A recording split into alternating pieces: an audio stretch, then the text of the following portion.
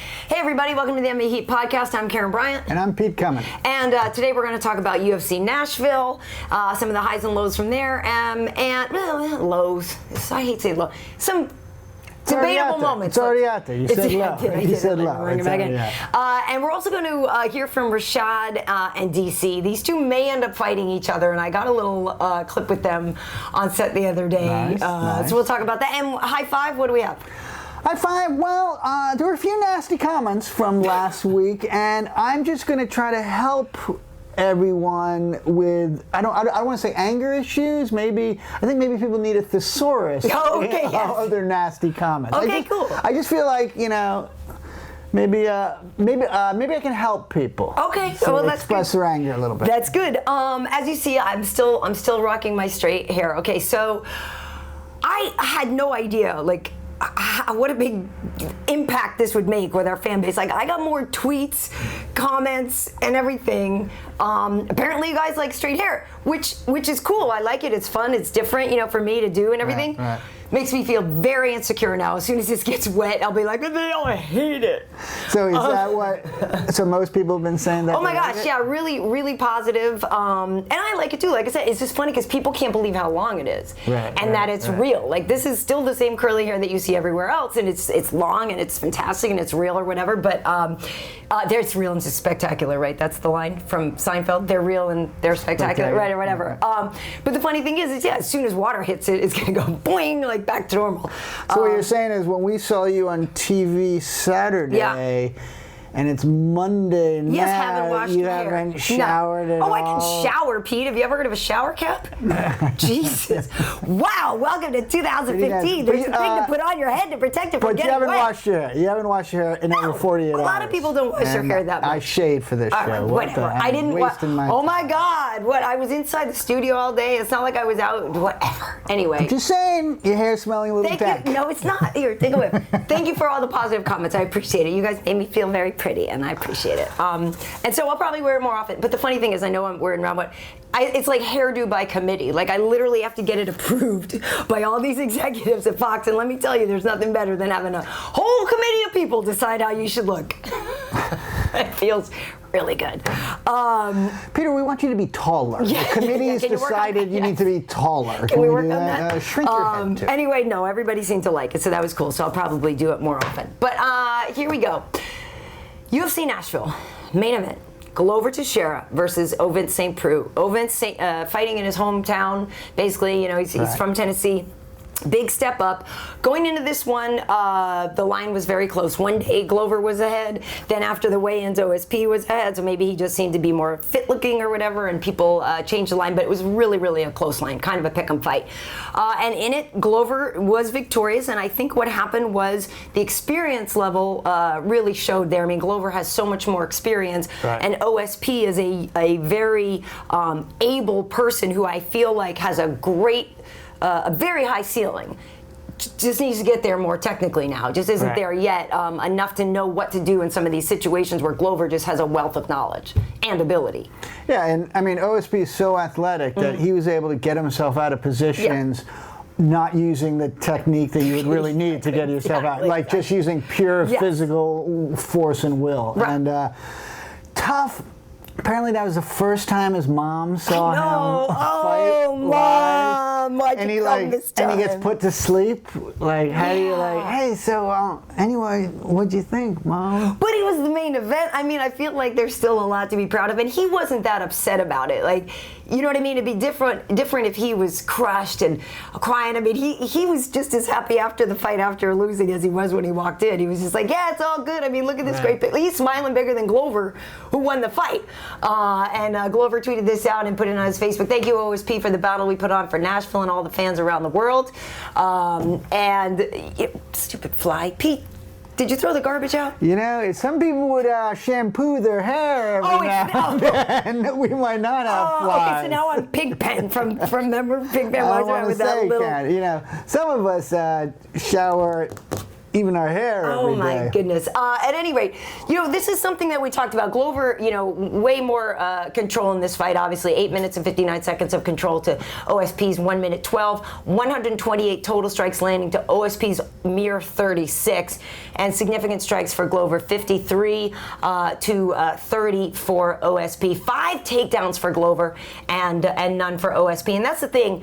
Glover was pretty much commanded by Phil Davis when they fought in his wrestling, and people thought, I don't know about his wrestling. Glover actually is a good wrestler, right. And when he worked with Chuck Liddell and the guys at the Pit, I mean, that's part of like why he was there, for his wrestling. What I love about Glover, he's not a guy to make excuses, but if you did ask him what happened in that fight, he's like, look, I had a terrible weight cut. I was way too heavy going in. I cut way too much weight that week, and it showed, and I was busted for that fight. So this time he took a much healthier approach and cut down way more and was way leaner for his walk-around weight. So cut his weight much better, and I think it showed. I think he looked good. Yeah, I mean, he looked like a totally different fighter than Phil Davis. Yeah. I mean, Phil Davis did to him what he did to OSP. Yeah. And, so I like to see him fight Phil Davis again. And see Phil's in another organization right now, so I don't know if that'll be happening. That's right. Phil's got a fight coming up, though. He's in the tournament in September, so he actually is in that 4-man tournament, which will be fun. But the thing about Glover, he fought John Jones, obviously, for the title. Didn't get past John, but went all 5 rounds and is tougher than hell, and obviously, the picture is a little bit more open, and we'll talk about this in round 4 when we talk about Rashad and DC, but light heavyweight is a little more open. Right. Glover's getting up there in age, but, put another couple wins together, or maybe even just one more would do it. And for OSP, this is good for him. When he fought Ryan Bader, he got all the way up to somebody as good as Ryan Bader and fell short. All the way up to somebody as good as Glover Teixeira and fell short. So hopefully this is something that he can really learn from and go back to his coaches and maybe even look for some outside help to get him to the next level, because there's no reason he can't get there. He's got the will and he's got the ability. By the 3rd round, he seemed really winded. Yeah. But also, his strategy was confusing. He should have stayed on the outside as much as possible. Well, he should have tried to keep it standing up, and that's why Glover, smarter, higher fight intelligence, was like, well, this guy almost knocked my butt out. Let's take it to the ground. So good for Glover. Very likable guy. The funny thing is, too, is he called out DC on UFC Tonight and called him out again in his post-fight interview. But it's so hard to get mad at him because he's got this big, sweet smile. Like, Glover's the nicest guy. And he's just like, I'm coming for you. And you feel like, what, are you going to bring me some ice cream? Like, the way he sings so happy. I'm coming for you, Pete. Right. And we're going to have a good time. I'm going to tickle you. Come on, Glover. Come on. It's fun. Speaking of John Jones, have we heard anything from John Jones? What's he doing? No? Nothing? That's very quiet. It's very quiet. It's very quiet. I wonder if that's a good thing. Maybe I don't know. Round 2. Let me take you back in time. Watching the fights. The co-main event starts. Michael Johnson, who is from the Black Zillions team, Rashad's team, versus Beneil Dariush, who is of King's MMA. So I'm sitting next to Rashad. We're in our world-famous avocado room watching these fights, and Rashad's tense. He's like, I'm nervous now. My boys. Michael's like his little brother.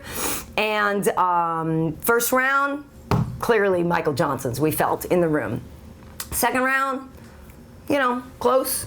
Third round, clearly Beneil's. But Michael still always looked like he was pressing forward and that he was commanding the action. So I literally tweeted, Rashad can sigh now.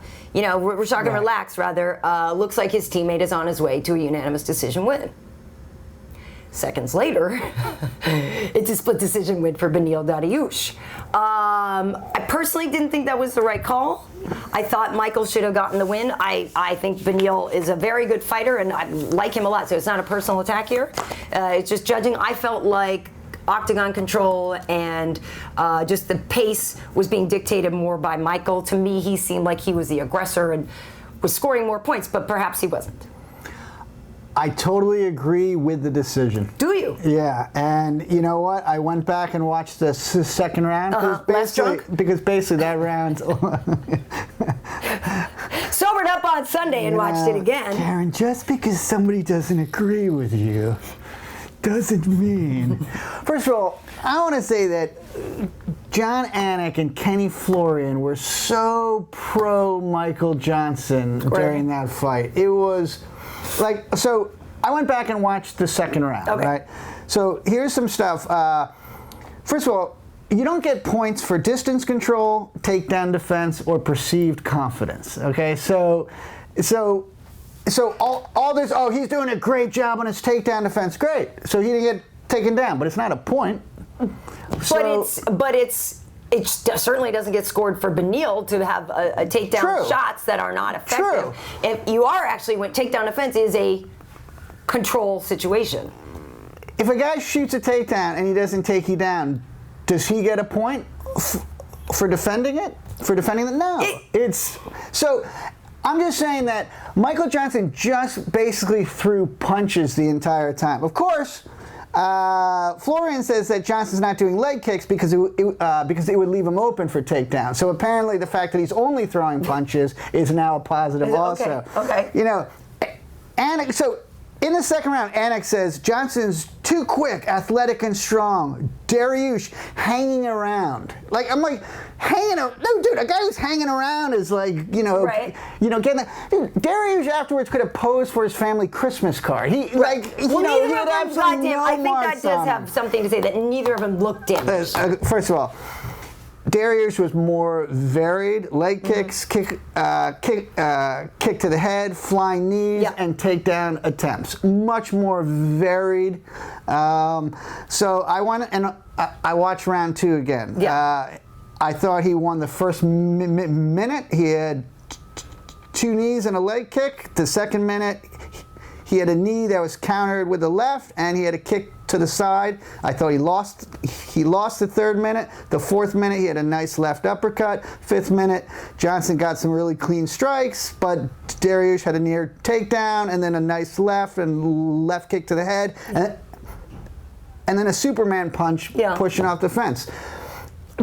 But like afterwards, like Kenny Florian's like, that was the worst decision ever, and it's like, dude, like, does he owe him money? Does Florida? Yeah, I don't know. Are they investing together? At the scorecards, here, round 1 was scored for Johnson on all 3 cards. Right. But then, only one guy had Johnson winning the second round. So 2 of them gave it to Beneil.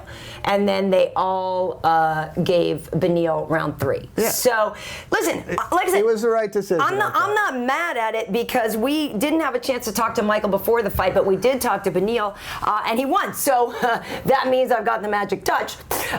No, listen.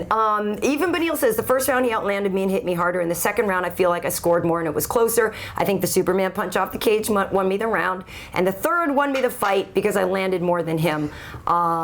He was the more varied, the more interesting fighter who came with, who brought more tools. He brought more tools. Listen, like I said, I'm not going, oh my God, it's outrageous. And,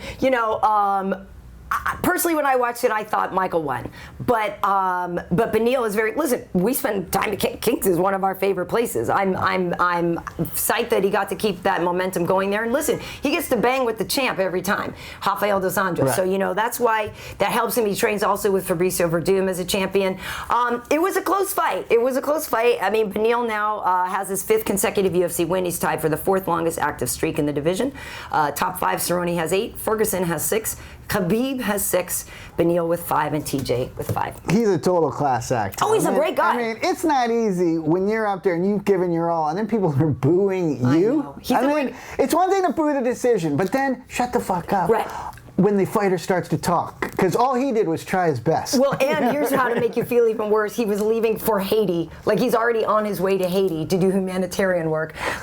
That's what a good dude he is. That's what I'm saying. Like, most guys... And he's actually flying the plane himself. He's actually a pilot. A lot of people, it's hookers and beer after they win a fight. You know what I mean? Right. But Beneil's a really... No, he seemed like a really classy guy. He really is. He really is. I thought he won the fight. Listen, I think Jon Anik and Kenny Florian are great, but they were so biased to Michael Johnson. It was incredible. He's controlling the ring. He's doing this. He's doing... Yeah, but But he's not scoring any points. Well, I tell you who did score points. Her name is Amanda Nunes. Ooh. And that girl is, see, okay, and I say this all the time, every time she fights, but she's going to be my stunt double. And I actually told her that last time I saw her in Vegas. We thought it would be really funny. Now, granted, she's got the shaved sides now, so we'll get her the curly wig, or if we do something. Okay. Such a badass. I love this chick. She's one of my favorites in the division.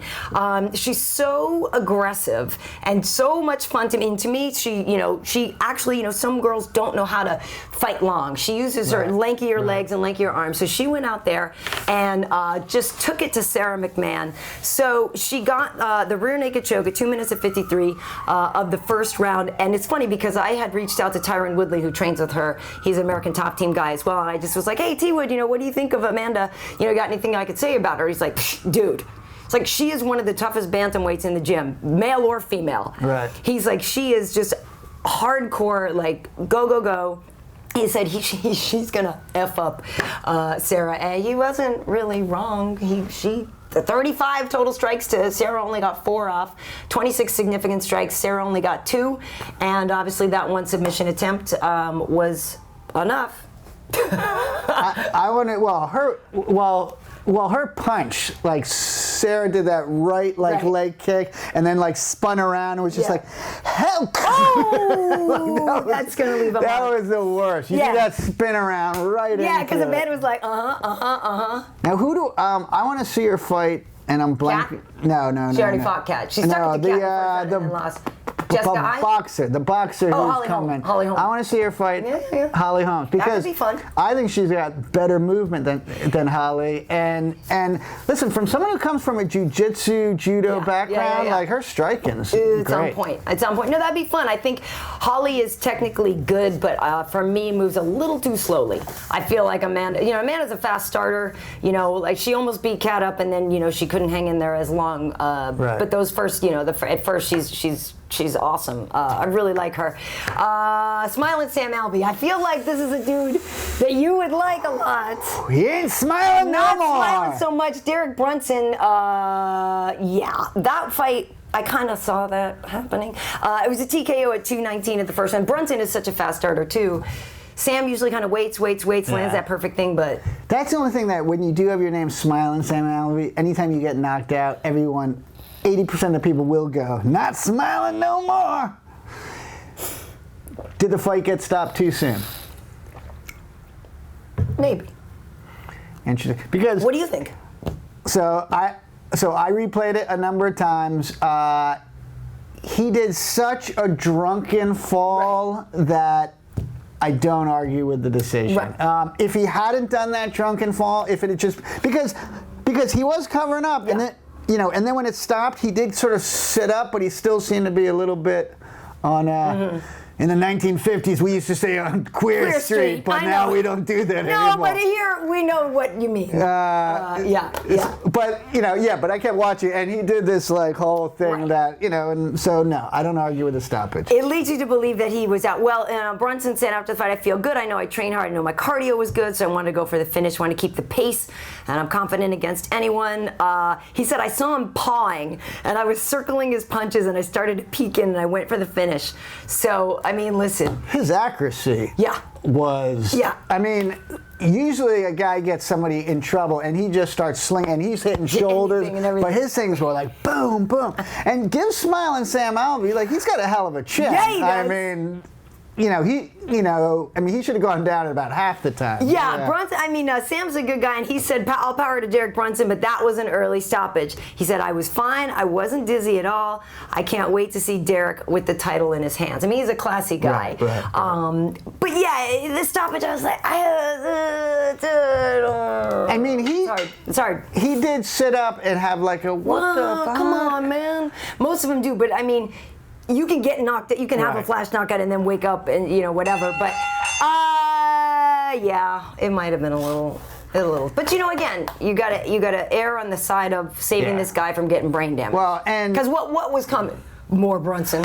You know what I mean? It's not like all. Well, also he had taken so many shots, and then when he did fall, it was such a drunken thing that I remember seeing it going. Oh, he's out on his feet, and so no, I don't argue with that call. He has his wife as his corner person and stuff. Would you employ your wife as your corner person? I wouldn't be in the ring at all. So Would you bring her? Would you bring the missus along? No, I don't think so. No. I don't think so. Obviously, they work well together and they have a real good support system. Yeah. But it's funny because it's so unusual.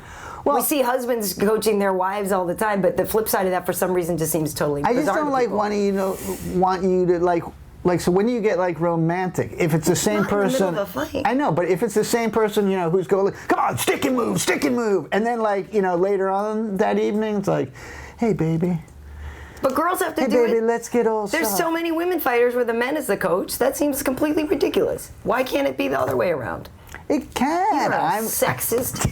First of all, I did not say it couldn't be the other way around. I'm the man. I'm just thinking, if I'm fighting, I want to go home to soft, sweet femininity before I go back. She still looks soft and sweet and feminine. She just happened to carry a spit bucket with her.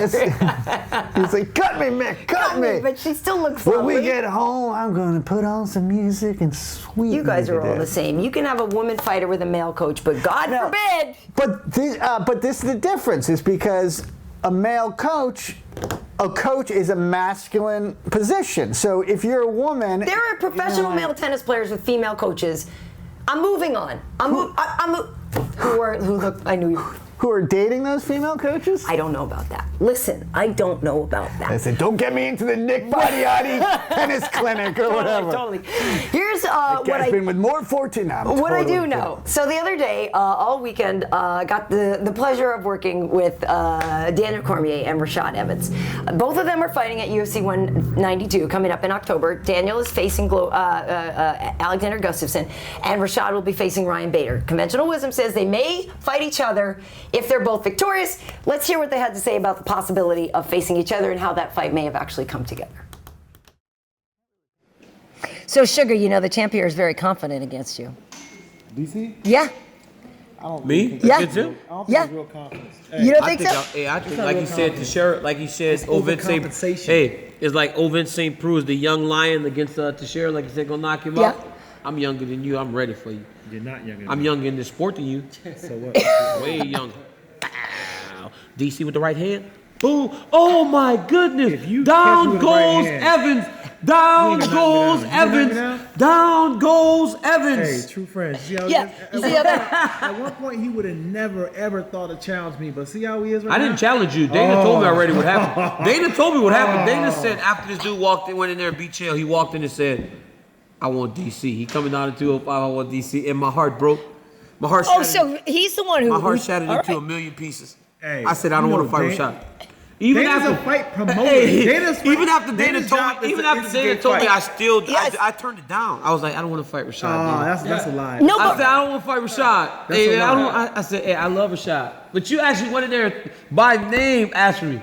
That hurt so bad. That is a lie. That's what they told me. They didn't tell you that. I promise on everything. They told me the same thing. You lied. You went first. No. You went the day after you fought Chael. Man, you was in there. I saw you. There was a picture of you at the UFC offices, man. Walking in with your manager, just happy like I was about to get paid again. You went first, man. Come on, Rashad. Hey, you gonna lie to me. Why would you come to my weight class, though? If you come into my weight class, you're telling me that you want to fight. I don't want to fight you, Hey, listen, I've been in this weight class when you was over there. I still don't want to fight you, Az. Wrestling. Yeah, you was over there wrestling. Yeah, I was at 205. I don't want to fight you. This is my division. Look at this, bro. I'm still in a submissive posture right now. I still don't want to fight him. Az, I'm in a submissive posture right now. Look at this. What a clown. Look at this. You gotta be stopped. Submissive posture, dog. I'm submissive. I don't want to fight you, Az. Put these 22s on. My very first day of training outside of AKA was with you, Rashad. And I respect you, and I always thank you for that. I'm just a humble champion over here, just trying to live in this world, man. That's it. So, I actually don't. This one is tough because when DC fought Chael, I kind of thought I knew what would happen in that fight. This one, I don't know what would happen. Who would you pick? Now, granted, you're a newer fan. You haven't seen Rashad. See, that's the thing that's tough is... I'd go with DC. You haven't seen Rashad. I mean, there are newer fans that don't know how good he is, and unfortunately Sugar's been hurt. But he's a former champ too, and he's very, very good. And I think when it comes to boxing, Rashad has that boxing that DC is still. I don't know if he's got the same boxing, but the wrestling, that we saw DC do with Rumble. But I don't want. I'll lose my mind if they have to fight each other, because I don't want to see it. Well-dressed guys, too. Oh, yeah. Man. Oh, yeah. No, they're sharp. They're sharp. The little tie match. Yeah, like the pocket square. Kerchief matching the tie. Yeah, maybe take a note. I'm sure that's Fox dressing him that way. Yeah, but Sugar's he's very stylish. Because I do remember when DC showed up after he won, he kind of had the knapsack Yeah, no, it's tough. I don't know, Pete, if all of a sudden they said we had to fight each other, I don't know if I could do it. I mean, I know I'd kick your ass, but I don't know if I could do it. What am I supposed to say? No, Karyn, I'm going to kick your ass. Yes, that's what you're supposed to say. Down goes coming. Down goes coming. Down goes coming. Right? Listen, I'm not even going to entertain the idea. Why not? Chicken? Why'd you do that to me without your husband right there?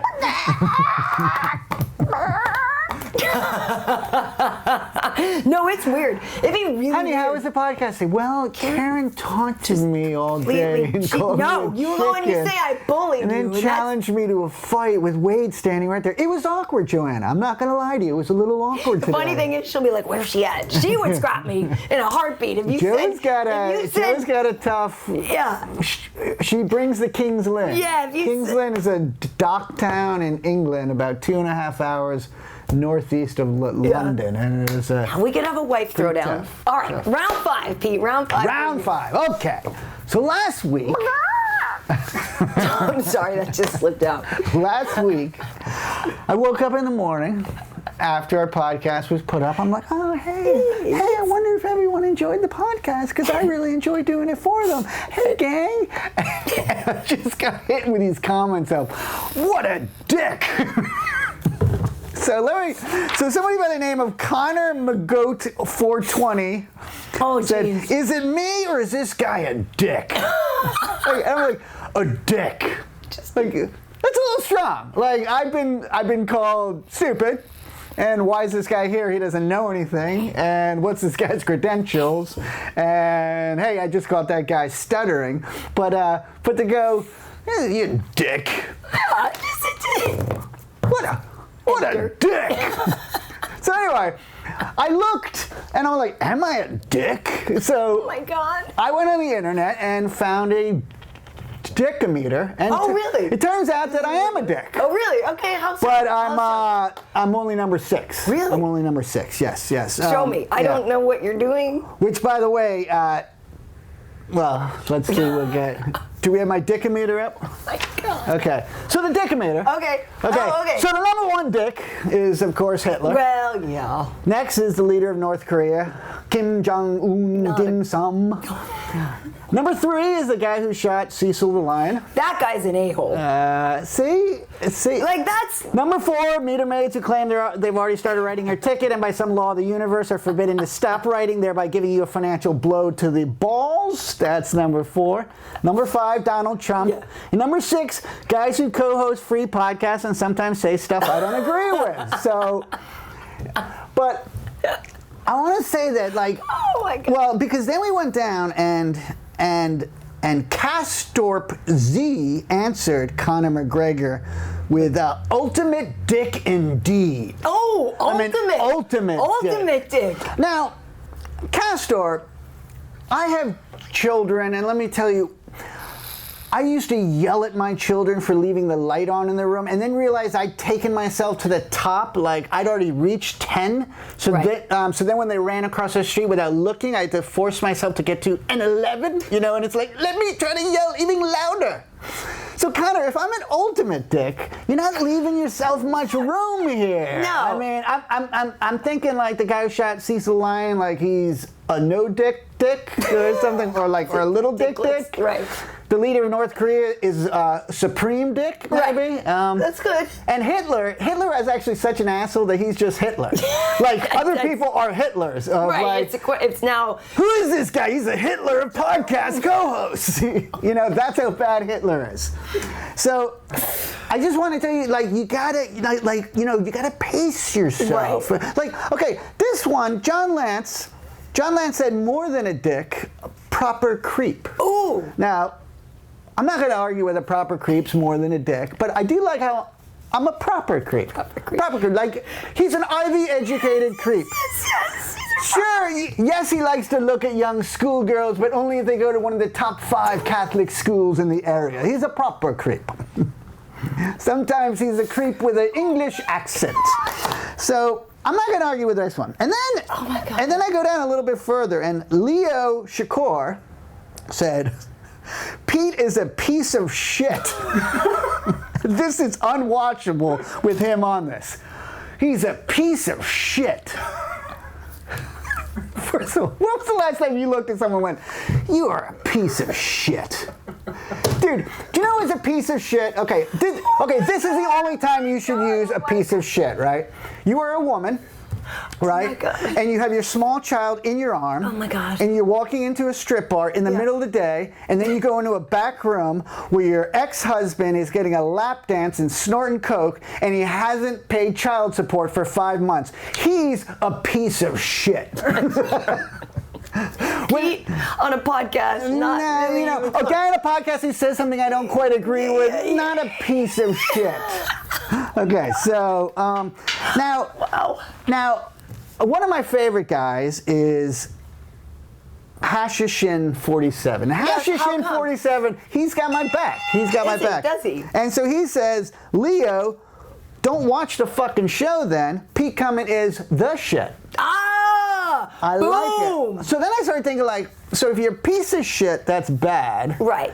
But if you're the shit, fantastic. so you just can't be a fraction of shit. No, you need to be all you need to be the whole yes. shit, and preferably hot shit. Totally.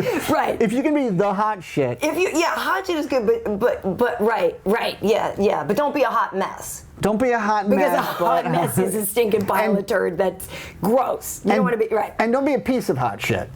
Because then you're... So anyway, so now I'm like completely confused as to my own identity and what I'm thinking about myself. And then we get to Conor McGoat finally comes back and he says, it's not just this video. In every video, I'm like, what the fuck did you just say? Do that. He has a problem.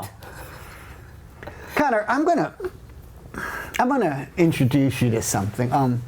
On your screen, there's a little X where you can actually just press that, and this piece of shit dick disappears, just like that. You're not forced to watch this, Conor. So rather than going, there's a dick! Look at dick! Dick! I'll be up in a second, Mom. I have to watch 5 more minutes of this dick. Just go. Just go. So that was my. Pete, some people do get so angry. Yeah, well, you know what also pisses me off is while people are going like, dude's a dick. And they're like, Karyn is so beautiful. I love Karyn. I could watch Karyn all day if it wasn't for this piece of shit next to her. So listen, I'm a guy who's just trying to bring a little humor in. Yeah. So if you want a guy who knows totally what he's talking about, right, you got them. You got John Anik, you got Kenny Floyd, you got them. But if you want to see a piece of shit act like a total dick and a creep, I'm your guy, man. See, the great thing is, too, there's so many who have written and said the very reason they like you is because you're much more like them. You're the guy sitting there watching the fights with a beer, making like a real gut reaction to stuff. Right. As opposed to, well, I'm supposed to think this because I know too much about it. So that's. It was just so funny though, because I was really like this. Oh, that was a good podcast. Yeah. So how did everyone? then he went like this. Oh, I'm sorry. Joanna, do we have any stuffed animals I could just hold and hug for a little bit? So, I'm sorry. but Pete. listen, H.E.A.T. That's your boy. That's my boy. He was like, I'm gonna call him like if the IRS audits me, I'm gonna be like, yeah, you got to talk to H.E.A.T 47, man. and is the name Hash? Like how? I mean, is he part of the H.O.G army? Do you think? Well, I think H.E.A.T was using a different name before, but same photo. I think H.E.A.T's been with us from day one. And Nice. And he's been he's my favorite, and he's been a fan. Yeah. Nice. Nice. I just hope like that. If like I ever meet the guy, he's not going to be like, "Hey, you remember all those times I defended you? That makes you my boy, bitch." So bad. Listen, you don't think I? Oh my God. You don't think I protect you for nothing? Come here. Come here. Oh my God. You know what we do actually at work? That reminds me, sometimes you'll see it on Fox, like the other day they put the graphic up and they had, like DC and Gus, and then they had, Ryan and Rashad, and depending on which pictures they put up, we always like to sit there and be like, oh no, he's guilty. Like, do you know what I mean? Like if there's certain pictures for the lineups, and like the way there was one of Michael Johnson where he just had this look and we were like, yeah, guilty. But then there was another one where he looked innocent, and it's actually a little fun game that we have when we're on the set when we put these up, because sometimes they're like really hardcore mean mugging, and just the way the haircut, and they are shirtless, and they look like they just came off the yard, and they had just like gone through a stack of lifted weights, and they're coming, you're like, you're not woman, but yeah, it's funny. That's just a little fun we have at work. I also was like laughing because like the guy who called me like an ultimate dick. Yeah. It's like how wonderful is his life? Because like his life, dude. I picture like he's like it's like the turn of the century, like like in the Gilded Age, and he has servants doing everything, and he comes in from a horse ride and dismounts and hands it, and someone shines his shoes and then hands him a drink, and then he gets some pheasant, and then he's like, hey, what an ultimate dick! Fire him! Behead him! Sir, he works for Behead free. sir, but I don't like him. Something in my day's going wrong right now. Ultimate dick. Like, come on. How good is your life that a guy with a podcast is just... If you're the worst thing going, congratulations to you. I want his life. I want his life where I can just be like, oh, God. Have you ever written an angry comment on anything? Like where you got so incensed that you felt the need to comment on a video or a story you saw or something where you just like you couldn't take it and you had to... No, I've replied to a couple comments. But I mean, organically, you've never just seen something or watched a video or something and just gotten so infuriated that you wrote a No, and listen, I'm not saying there's anything wrong with it. And if you... Because passion is good. And like, okay, so the guy who said I was a creep said he's a creep because he made a joke about beating his kids. Now, it's a joke, but hey, at least he put in the reason, and so I'm gonna get rid of this page of kid beating, that page. Well, I guess I'm done actually. If we're gonna eliminate kid beating, But no, listen, I welcome it. It just sort of is. Yeah, it's not what you expect. It was just like, but then Wade explained that it might be fans of Cyborg. Yeah, I mean, people like to defend their... like a comment that I said about her possibly being juiced. Right, so you can understand why if somebody's defending their favorite fighter or something like that. Total dick. So Pete, you went to the Hamptons. No, you didn't go to the Hamptons. You went to Cape Cod, and you went to Maine. I knew it was a total white place. Where did you go? The Arctic? Hamptons? The Arctic? No, it wasn't cold. Yeah, so you were on holiday. I was on holiday. For a couple of weeks. I'm actually taking a little break myself now. So I'm going to go after UFC tonight on Wednesday. The Munchkin and I are going to go visit my mom. So we're going to go to Florida. Nice. So I don't know about next Monday because there's no fights next week. I mean, well, not that there's no fights next weekend. I think there actually are some fights next weekend. But I need a day off. That's really what I'm trying to tell you. Well, my wife and my two kids leave Thursday for 2 weeks. So wait a minute. I will be in a fog of nastiness. And Wade will be solo. You guys should be solo together. That's not really so. I know, but you guys will both have all that responsibility taken away. Wade and I are like two kids in a candy shop right now. We don't even know where to start. We're like, oh my God, okay, hold on. Are you saying that you want to do the strip bar first? I know him. And then Magic Mountain? Or do you say after Magic Mountain we unwind with the strip bar and then do the go-kart racing? Now I'm not going to lie. He does have some work he needs to get done. But please get him off the computer at least a little bit. Are you saying that Wade's got a little bit of a PORN problem? No. I mean, all his work, he's always on the computer. And I was like, no, I believe he said that. I'm tweeting it. It's out there. Right. All 175 people who follow me. You're crushed. Nice. But if that'll get you to tweet more often. Yes. But yeah. So and then when Touché, my porn-addicted friend. Touché. When I come back, it's a funky weekend. The Saskatoon fight card is actually on a Sunday. So I'll be doing the weigh-in show and then the fight night for that. Saskatoon? Yes, Saskatoon, Saskatchewan. And Jay and Dan told me the other day, because I always, Americans, we always are like Saskatchewan. And he's like, no, it's Saskatchewan. So it's kind of like saying Oregon instead of Oregon. They were like, exactly, because that was, and so that's how they were helping me out so that I sound like I don't sound like a total south of the border, whatever. So I think it's Saskatoon, Saskatchewan. So that's actually got some good fights on it, and that'll be fun. I always felt sorry for girls from Saskatchewan. Why? Because doesn't that sound like a place where like Yenti lives and stuff like that? It's better than being from Regina. Is there a place named Regina? There is Regina, yes. Yeah, but Saskatchewan just sounds like Bigfoot and Yenti live there. Yeti, like, not Yenti. Yeti. You're confusing Yentl with Yeti. There's a Barbra Streisand monster up there. All of Babs' fans now are going to be writing in. All right, Pete, so you'll be in a haze, and then you'll resurface that Monday. Pill makes you after the little Jefferson Stars. We can't pay for that. Don't sing ever on this show. We can't pay for the songs. But that Monday we'll come back and we'll talk about everything that happened in Saskatchewan. Cool. Saskatchewan. And then the Girls of Saskatchewan, the least popular calendar ever.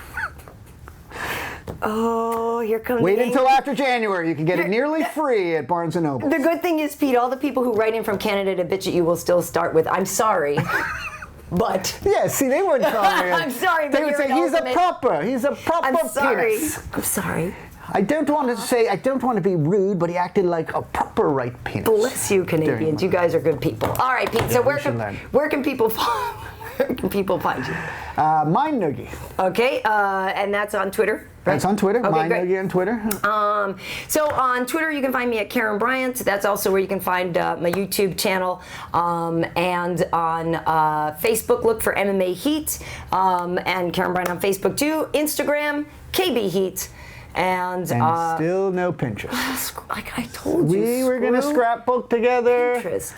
I was gonna, Karyn, I saw this really great idea for a couch. Will you tell me what you think? Will you go to my Pinterest page? God. Listen. Wow. All right, people. So, and remember, if you're watching this, you can get the audio links at MMAheat.com/podcast. And tell your friends, like, it's free. It's fun. It's mildly offensive at times, but, kind of a little dickish every now and then. Karyn's beautiful, though. Thanks for You just got to get past the total asshole next to her, but listen. Thanks for watching. Take me with a drink. See you next time.